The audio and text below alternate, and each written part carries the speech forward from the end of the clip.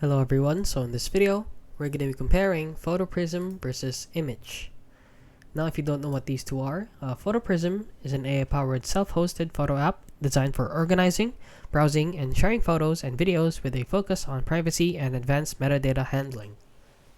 While Immich, on the other hand, is a self-hosted photo and video management solution that emphasizes seamless mobile backups, intuitive user experience, and advanced search capabilities.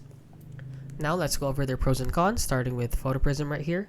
So the pros of Photoprism is that it has advanced metadata extraction and AI-powered tagging. It supports a wide range of image and video formats, including RAW. And it offers features like facial recognition, geolocation, mapping, and powerful search filters. Now the cons of it is that it lacks native mobile apps and relies on third-party tools for mobile backups, and some features may require additional configuration or third-party integrations. Now let's go over the pros and cons of Immich right here. So the pros of Immich is that it is native mobile apps for iOS and Android with automatic backup capabilities, modern user-friendly interface with features like facial recognition, object detection, and timeline views, and it supports multi-user environments and sharing functionalities. Now the cons of it is that the project is under active development.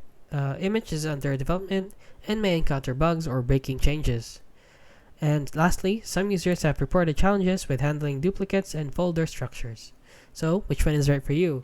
So you should choose Photoprism if you prioritize advanced metadata management, AI-driven organization, and a comprehensive set of features for photo browsing and sharing, and opt for Immich if for seamless mobile integration, automatic backups, and modern use interface are your primary concerns.